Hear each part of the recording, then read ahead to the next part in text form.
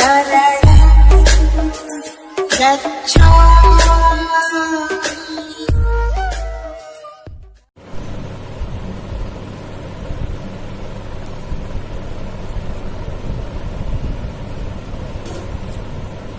नमो तस्से भगवतो अरहतो सम्मा सम्बुद्धस्से।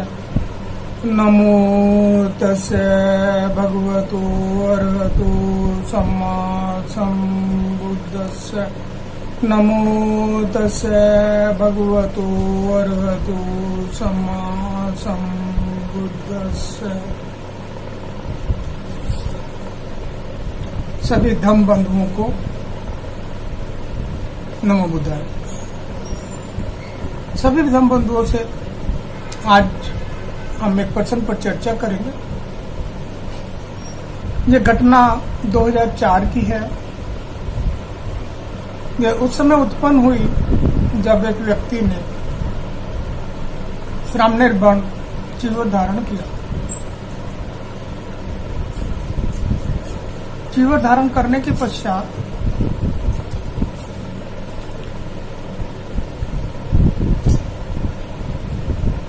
वहां उपस्थित भिक्षु संघ ने उपासक उपासिकाओं से प्रश्न उत्तर का सेशन प्रारंभ कर सभी की अपेक्षा जानने का प्रयास किया। तभी वहां पर एक सज्जन पुरुष, एक भद्र पुरुष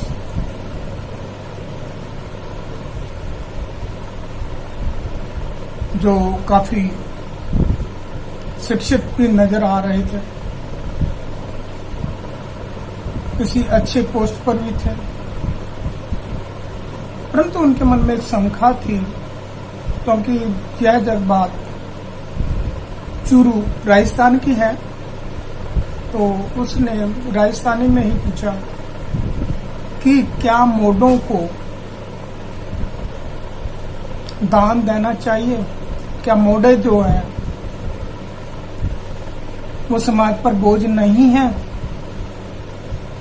वो क्या ग्रस्तों पर बोझ नहीं है? इस प्रकार का उसने प्रश्न किया। वहां उपस्थित भिक्षु संघ के लिए ये एक अपमानित से भरा हुआ शब्द था, भरा हुआ प्रश्न था, परंतु भिक्षु संघ ने बड़े धैर्य के साथ इस प्रश्न का उत्तर दिया।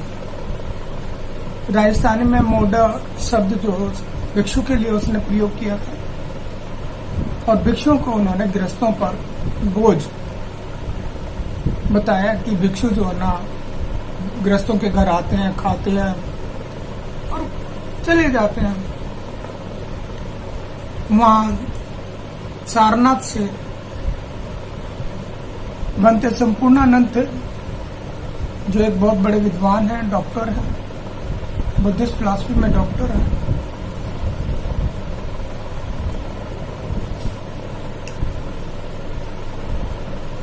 उन्होंने इस प्रश्न का उत्तर दिया।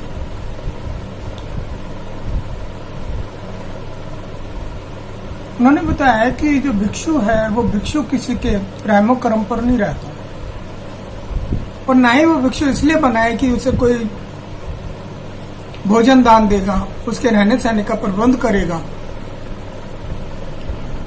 वो भिक्षु इसलिए नहीं बना।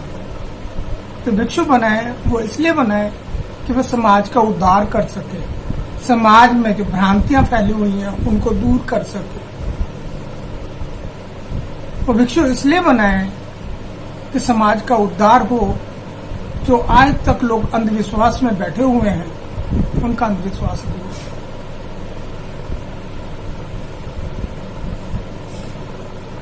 ये प्रश्न पहली बार ना तो भिक्षुओं के प्रति पहली बार उठा है, कि भगवान बुद्ध के काल से ही इस प्रकार के प्रश्न होते आए हैं, और बार बार इसका निवारण भी होता रहा है। और आज मैं इस प्रश्न का संदर्भ भगवान बुद्ध के जीवन काल में घटी एक घटना का उदाहरण देकर या एक गाथा को आपके सम्मुख प्रस्तुत करता हूँ। एक बार भगवान बुद्ध अपना भिक्षा पात्र ले एक ब्राह्मण के घर के बाहर आकर खड़े हो गए। ब्राह्मण ने जब भगवान बुद्ध को देखा तो उसका कोई जवाब नहीं दिया, चला गया। भगवान बुद्ध अगले घर चले गए। दूसरे दिन भी हुआ, तीसरे दिन भी हुआ। चौथे दिन जब भगवान बुद्ध उनके घर पहुंचे तो वो क्रोध से आग बबूला हो गया और ब्राह्मण ने कहा कि मैं इतनी मेहनत करता हूँ, सवेरे खेत में जाता हूँ, इसे जोतता हूँ, बीज बोता हूँ, उसकी नलाई करता हूँ, उसकी सिंचाई करता हूँ, फिर कटाई करता हूँ, फिर उसको धुनाई करता हूँ, फिर बीज निकाल के उसकी पिसाई करके तब जाके मेरे को कहीं भोजन मिलता है। और आप मेरे से ज्यादा हुष्ट पुष्ट हैं, आप ऐसा काम क्यों नहीं कर लेते? भगवान बुद्ध तो इसी बात का इंतजार कर रहे थे कि ये कब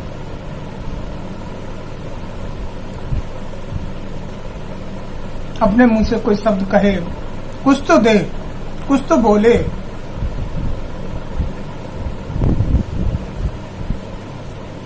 तो भगवान बुद्ध ने कहा कि मैं भी पहले बुआई करता हूं, फिर बीज डालता हूं, फिर उसकी नलाई करता हूं, खरपतवार निकालता हूं, कटाई करता हूं, तब जाके मैं भोजन करता हूं। ब्राह्मण ने भगवान बुद्ध को देख के कहा, ऐ असुर मुंडे, तेरे पास क्या है? कहाँ तेरा हल है? कहाँ तेरे बैल है? कहाँ तेरा खेत है? कहाँ तेरा बीज है जिससे तू अपने आप को किसान कहने का साहस कर रहा है? तेरे पास कुछ भी तो नहीं है। भगवान बुद्ध ने कहा कि हे ब्राह्मण, जो धर्म के बीज हैं मैं वो बोता हूं, कर्म की वर्षा करके उन्हें उर्वर देता हूं, प्रज्ञा और विनम्रता का हल मेरा चित्त उनका जुआ है। मैं विधि की मूठ से अपरतन खरपतवार को निकालता हूं। प्रयास मेरा भारवाही बैल है। मैं भरम के खरपतवारों को निकालने के लिए जोतता हूं। उससे जो फसल उगती है वह मेरा निर्वाण का अमर फल है। जहाँ सारे सुख समाप्त हो जाते हैं, सारे दुख समाप्त हो जाते हैं, जहाँ जीवन बन जाता है। ब्राह्मण ने जब ये शब्द सुने भगवान बुद्ध के श्रीमुख से तो अचंभित हो गया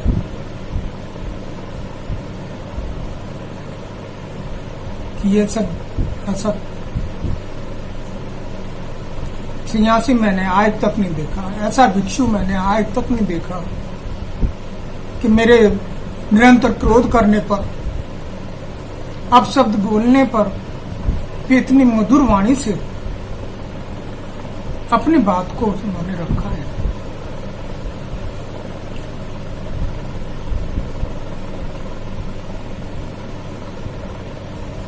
ब्राह्मण ने भगवान बुद्ध के पात्र में पायस डाला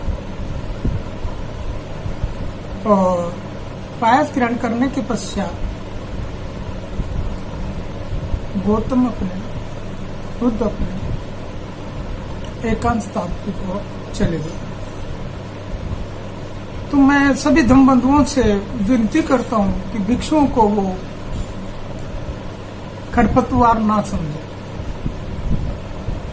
भिक्षुओं को वो अपने ऊपर बोझ ना समझे, भिक्षुओं को वो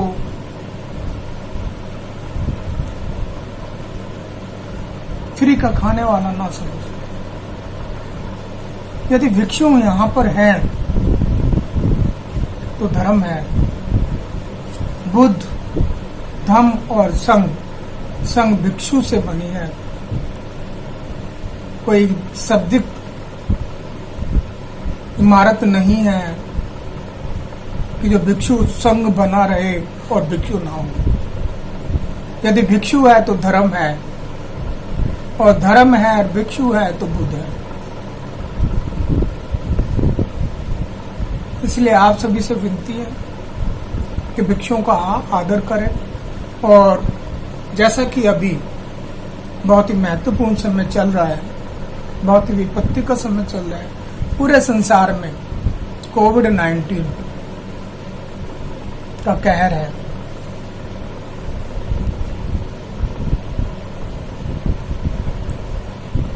भिक्षु एक व्यक्ति है पहले, बाद में वो भिक्षु है।